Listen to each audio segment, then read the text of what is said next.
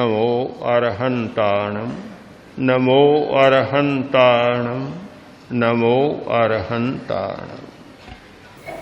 कोई भी पसंद नहीं करेगा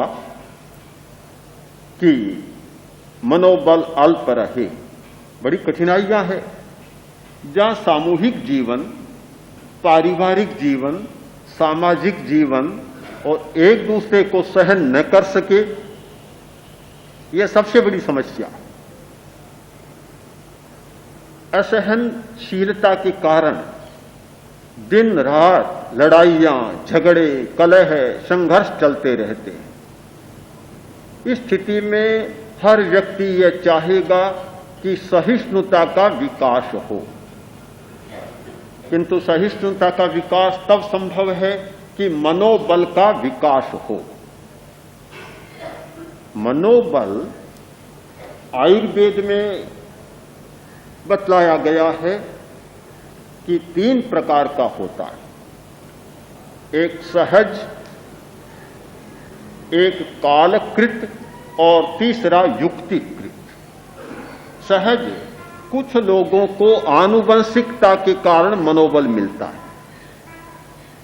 परंपरा, वंश परंपरा के कारण, माता पिता की विशिष्टता के कारण मनोबल मिल जाता है। माता और पिता मनोबली होते हैं तो पुत्र को भी मनोबल एक विरासत के रूप में प्राप्त हो जाता है। इसीलिए माता को गर्भावस्था में विशेष जागरूक रहना होता है। जो माता उस स्थिति में जागरूक नहीं होती, वह अपनी संतान के भविष्य को अंधकार में डाल देती है। और जो माता इस विषय में जागरूक होती है, वह शायद संतान को आगे बढ़ने में बहुत प्रेरणा दे देती है, रास्ता बना देती है।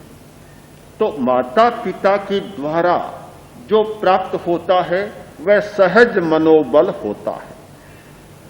दूसरा कालकृत मनोबल होता है। एक अवस्था विशेष में छोटा बच्चा शायद मनोबल उतना मजबूत नहीं होता, अवस्था पा गया, युवा बन गया, मनोबल बढ़ जाता है।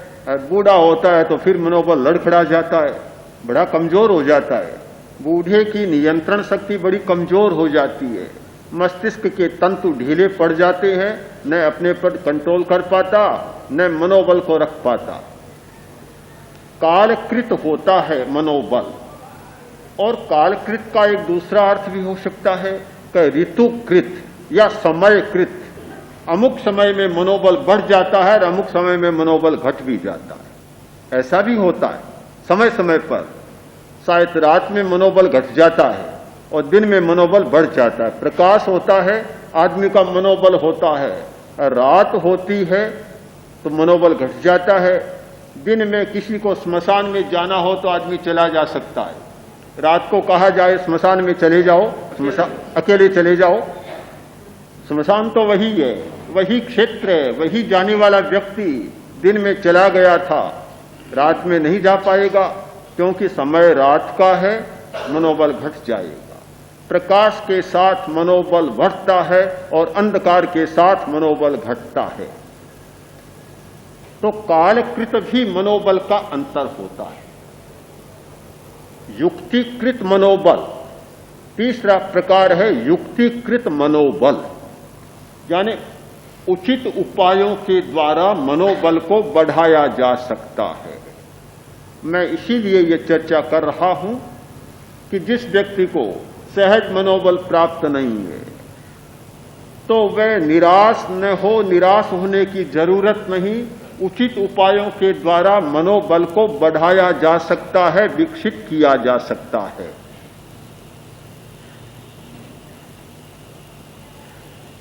भोजन भी एक कारण बनता है कि संतुलित भोजन, उपयुक्त भोजन होता है या उपयुक्त वनस्पतियां मिलती है, आदमी का मनोबल बढ़ जाता है। यह प्रेक्षा ध्यान का प्रयोग भी एक उपाय है मनोबल को बढ़ाने का।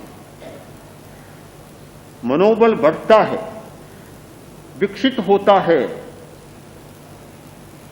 जब श्वास प्रेक्षा करते हैं,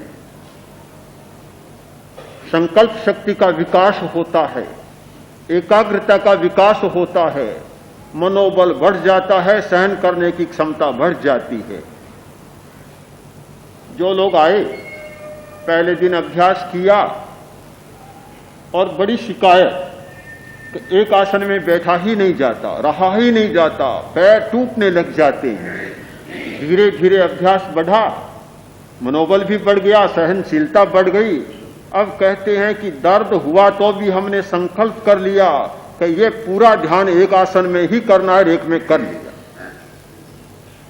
इतने थोड़े दिनों में भी यह सहन करने की शक्ति आ गई। क्या मनोबल बढ़े बिना आ गई?